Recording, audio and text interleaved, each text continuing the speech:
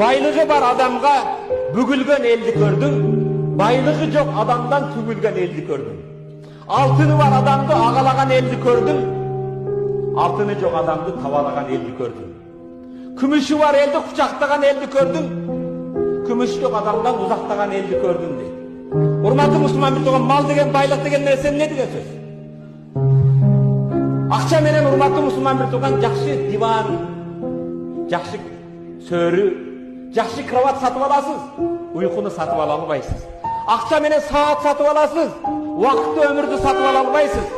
Ақша менен дары-дәрмек сатып аласыз, шипаны, денсаулықты сатып ала албайсыз. Ақша менен кітап сатып аласыз, илим-билим сатып ала албайсыз. Ақша менен үй қора сатып аласыз, жақсы өмір жолдош, жақсы перзент сатып ала албайсыз. Ақша менен урматты мұсылман бір туған көп нәрсені алса болады. Бирок қадір бар.